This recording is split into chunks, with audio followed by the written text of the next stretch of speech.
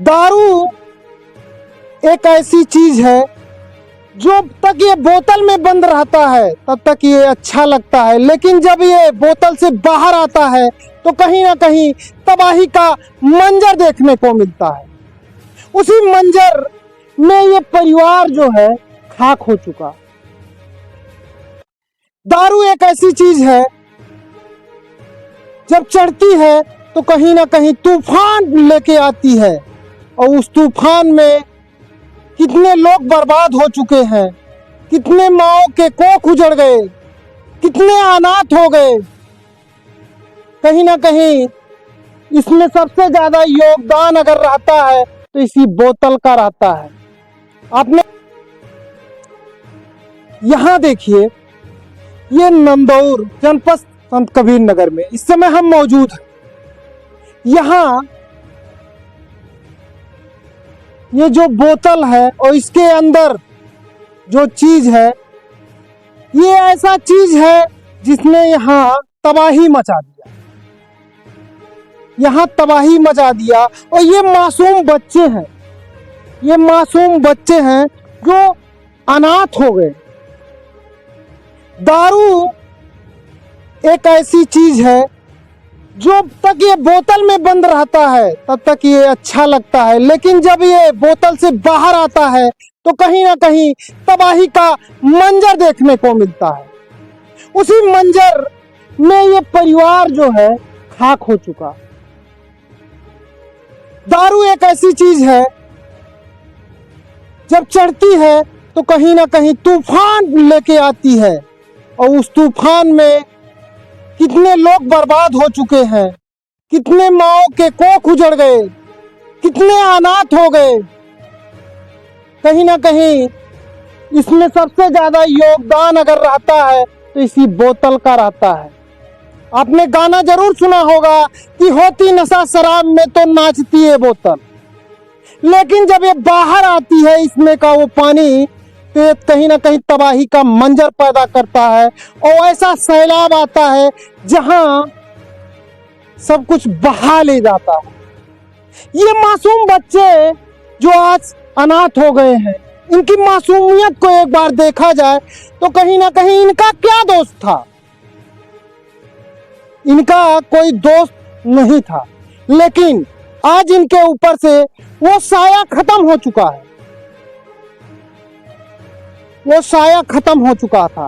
नहीं चाहिए हमें ऐसी सड़कें, नहीं चाहिए अच्छी अस्पताल, नहीं चाहिए हमें कोई सुविधा, लेकिन हमें सुकून से जीना मिले, ये होना चाहिए। अगर शराब से ही सारी व्यवस्थाएं चलती हैं, सारा पैसा शराब से चलता है, तो हम वो खुशियां छोड़ सकते हैं। हमें अच्छी सड़कें नहीं चाहिए, हमें अच्छा विद्यालय नहीं चाहिए, हमें अच्छा रोड नहीं चाहिए, हमें अच्छी व्यवस्थाएं नहीं चाहिए।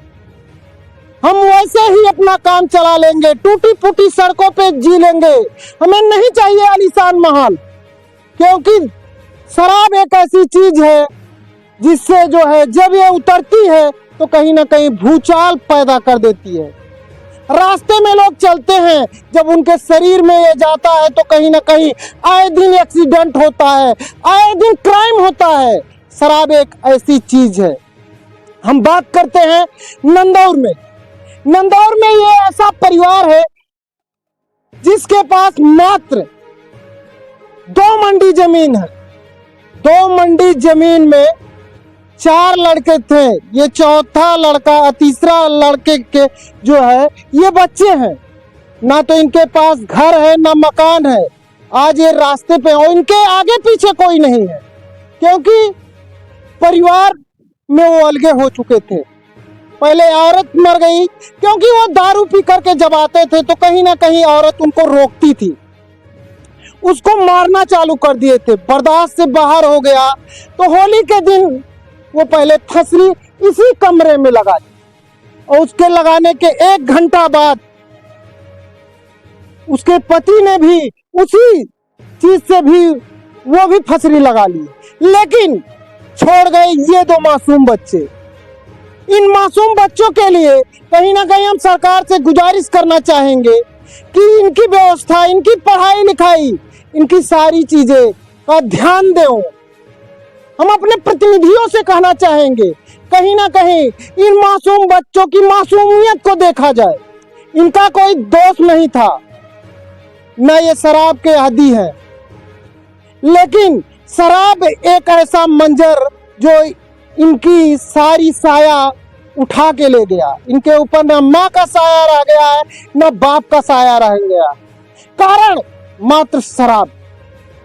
हम ऐसी शराब को जो है नहीं चाहिए, हमें अच्छी सड़कें नहीं चाहिए, हमें अच्छी व्यवस्था नहीं चाहिए। कहीं ना कहीं अगर उससे सरकार की अर्थव्यवस्था अगर इससे चलती है तो उस व्यवस्था को हमें नहीं चाहिए, क्योंकि आज एक ऐसा परिवार पहली बार नहीं हुआ है कि जो शराब में इस तरह की घटना हुई है। ऐसे बहुत से लोग हैं जो शराब से पीड़ित है, वो परिवार,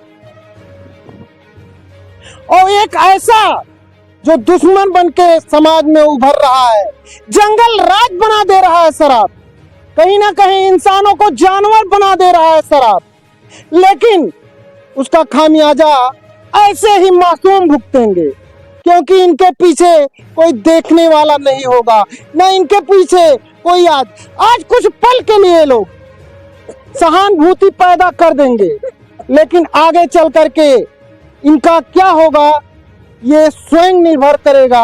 ये बच्चे किस रास्ता अपनाएंगे, क्योंकि जिसके पीछे कोई नहीं होता है वो कैसे अपना पालन पोषण करेंगे, कैसे क्या करेंगे, क्योंकि दारू से देश का भविष्य खतरे में अब जा रहा है। ऐसा एक ही परिवार के साथ नहीं हो रहा है, शहर से लेकर के गांव तक देखेंगे अगर तो हर घर में दारू से कलह चल रहा है, दारू से घर बर्बाद हो जाता है और दारू से घर पूरी तरह बह जाता है।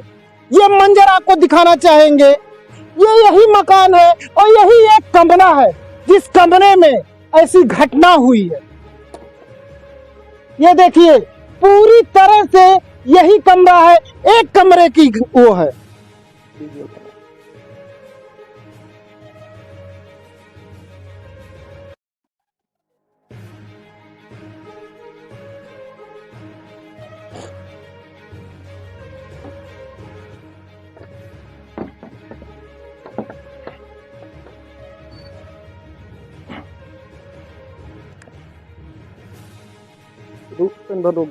हाँ, वो वही चीज अब हम पॉइंट पे आने वाले हैं ना। इस समय हम मौजूद हैं नंदौर में।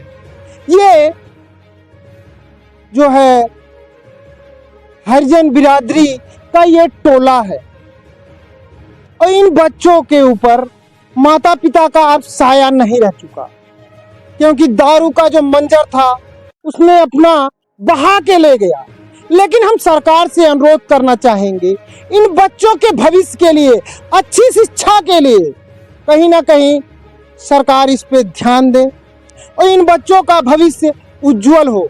कहीं ना कहीं ये मजदूर बन करके ना जिए, इन्हें अच्छी व्यवस्था होनी चाहिए, अच्छी शिक्षा होनी चाहिए और इनके भविष्य को लेकर के कहीं ना कहीं सरकार से हम अनुरोध करना चाहिए कि कुछ न कुछ इनके नाम से भी सरकार कुछ कर दे।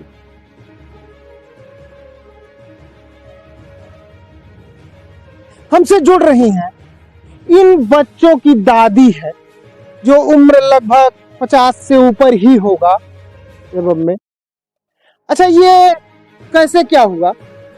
भैला अपना में सब जानी ऐसे झगड़ा कैला है, पी पाई के दारू अपन साँझ के सुतल है, तभी अपन ऐसा कैले हलिन, फांसी लगा ले गैला जगह वाला कि हम वो तो मारी कैलिन, हम उठलिन गैली देखा था ही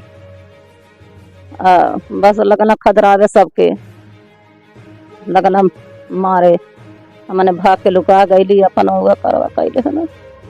इनका कहना है कि पहले दारू पी करके मारपीट वो किए अपने में दोनों लोग पति पत्नी, उसके बाद सो गए। जब रात जो है समय आया 10-11 बजने का, तो इनका नशा जब उतरा तो देखे कमरे में जो औरत थी वो जो है लटकी हुई है। तो परिवार वालों को बुलाए, कहीं ना कहीं जगजगाहट हो जाती है, लोग सनसनी मच जाती है लोगों में। तो जब लोग यहाँ जुटना चालू हुए तो सबको भगाना चालू किए, क्योंकि उस समय ये दारू का नशा उतर चुका था। इस दारू का नशा उतर चुका था, वो होश में आ गए थे। जब उनको पछतावा हुआ तो पछतावे के बाद वो स्वयं जो है फांसी लगा करके और मर गए।